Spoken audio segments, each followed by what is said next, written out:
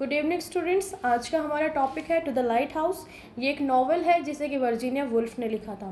तो बेसिकली आपको करना ये है कि अगर आप इस नॉवल की समरी लिखना चाहते हैं अपनी कॉपी के अंदर, तो आपको करना यह है कि इंट्रो बताना है आपको सबसे पहले कि इसका राइटर कौन था, उनका बर्थ कब हुआ, उनकी डेथ कब हुई, उनका जो राइटिंग का जो स्टाइल था वो क्या था, और वो कौन कौन सी चीज़ों को यूज़ करते थे ज़्यादा अपनी राइटिंग के अंदर।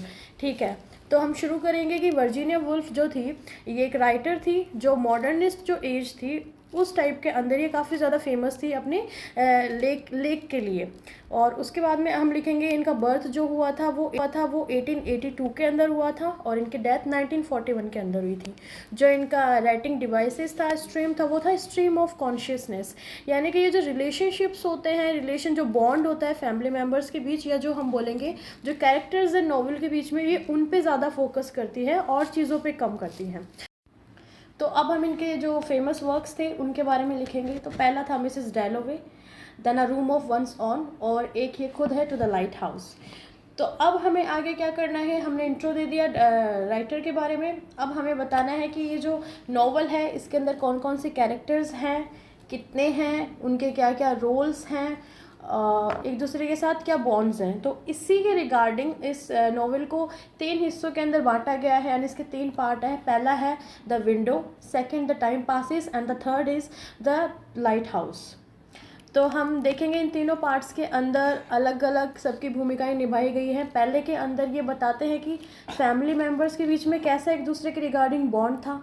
देन टाइम पासिस के अंदर सीधा 10 साल का गैप दे दिया जाता है और बताया जाता है कि फैमिली के अंदर क्या क्या चेंजेस आए, कौन रहा, किसकी डेथ हो गई, कौन कहाँ गया, कौन कौन बच गया है।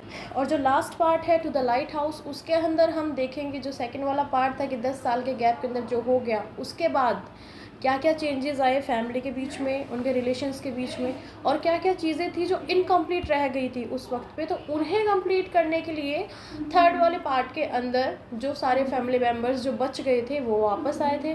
तो आइए हम देखते हैं कैसे ये शुरू हुआ। तो हम देखेंगे इसके जो मेन कैरेक्टर्स हैं वो है मिस्टर रामसे, उनकी वाइफ मिसेस रामसे, एंड उनका एक बेटा है, छोटा बेटा जेम्स। तो बेसिकली होता क्या है, ये अपनी हॉलीडे सेलिब्रेट करने के लिए इनका एक घर है वहाँ जाते हैं। उस घर का नाम है द समर हाउस, और समर हाउस के नियर बाय आप देखेंगे एक ओशियन है, ओशियन के अंदर एक लाइट हाउस बना हुआ है। तो जेम्स जब छोटा होता है वो अपने फादर से कहता है कि मुझे उस लाइट हाउस के ऊपर जाना है। एक्चुअली लेट नाइट वो उसकी मदर और जेम्स के जो फादर हैं वो लोग बैठे रहते थे फ्री होके, और जब भी वो देखता था तो उस लाइट की तरफ देखता था। एक्चुअली लाइट हाउस का काम क्या होता है कि जो शिप्स वगैरह होती हैं रात के टाइम पे वो उन्हें सिग्नल देता है, उन्हें डायरेक्शंस का पता लगता है उसके थ्रू। तो जेम्स उस वक्त बहुत छोटा था तो उसके लिए लगा कि बहुत इंटरेस्टिंग चीज़ है और उसे वहाँ जाना चाहिए। एक दिन होता यह है कि जेम्स अपने फादर से ज़िद करता है कि आप मुझे वहाँ लेके जाइए। से डिनाइड कि मैं तुम्हें वहाँ नहीं लेके जाऊँगा जेम्स।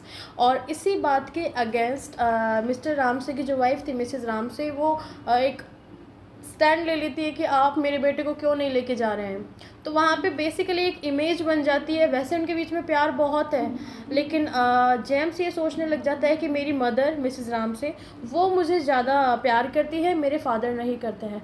बट रीज़न कुछ और ही था। Due to weather conditions Ramsay ने मना किया था कि मैं वहाँ तुम्हें नहीं लेके जाऊँगा, क्योंकि उन्होंने सोचा कि अगर लाइट हाउस तक जाते जाते इन बिटवीन अगर बारिश हो जाती है या और कोई तूफ़ान आ जाता है या वेव्स बहुत ज़्यादा हैवी हो जाती हैं तो फिर क्या होगा, तो उन्हें हार्म हो सकता था, इसीलिए रामसे ने मना किया।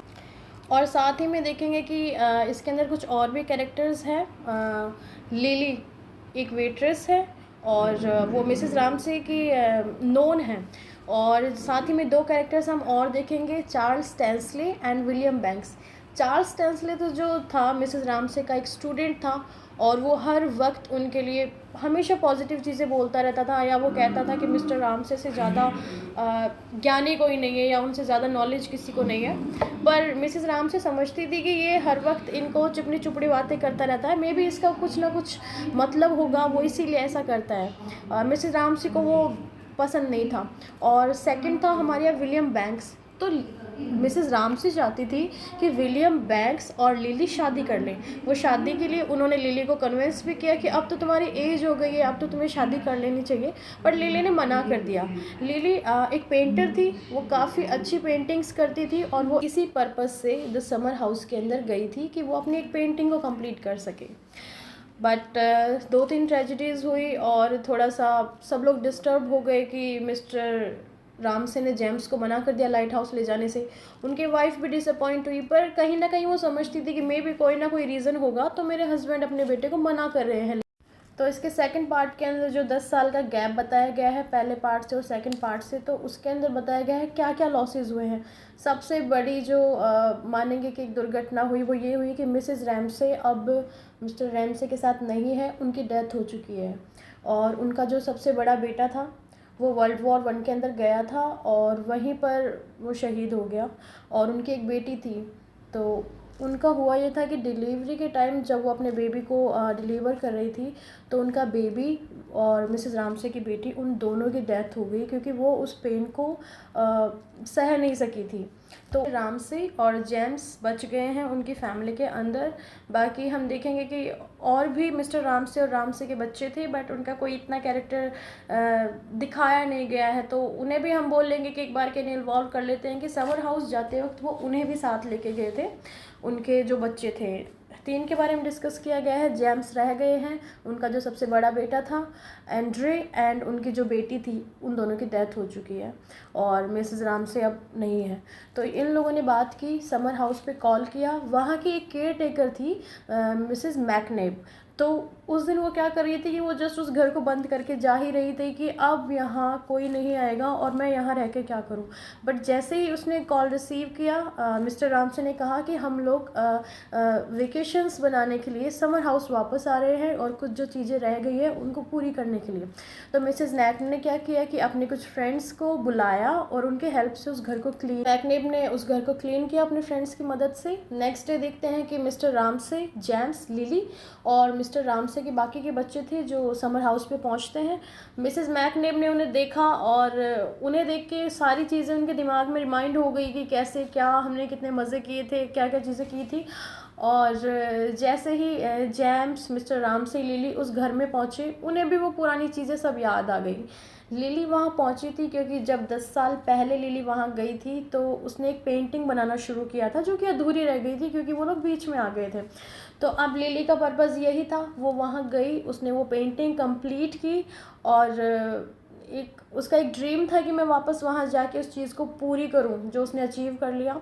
और रामसे चाहते थे कि उनकी वाइफ चाहती थी कि जेम्स लाइट हाउस जाए, तो जेम्स ने क्या किया, अपने फादर को लेके इवन खुद उसने बोट को चलाया और लाइट हाउस गया। उसी दिन मिस्टर रामसे ने जो उनकी जो फीलिंग्स है अपने बेटे के लिए, उनका जो लव है उसे जेम्स के लिए एक्सप्रेस किया, उसे बताया कि मैं तुम्हें कितना प्यार करता हूँ और तुम्हारी मदर हम दोनों के लिए क्या फ़ील करती थी और मैंने उस दिन तुम्हें लाइट हाउस ले जाने से क्यों डिनाई किया, क्यों मना किया।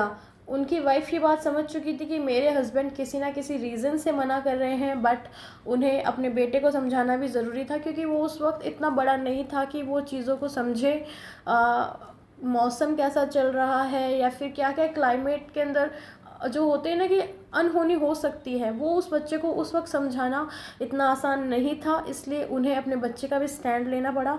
उसी वक्त जेम्स को भी ये चीज़ें समझ में आ गई। वो लोग खुशी खुशी लाइट हाउस आके अपने समर हाउस पे वापस आते हैं और वापस खुशी खुशी आ जाते हैं। रामसे ने अपने बच्चे को, जेम्स को, लाइट हाउस ले जाकर अपनी वाइफ का एक सपना पूरा किया था। हालांकि मिसेस रामसे अभी रामसे के साथ नहीं है, लेकिन उनका प्यार उनके साथ अभी है और यही उन्होंने मिस्टर रामसे ने प्रूव किया।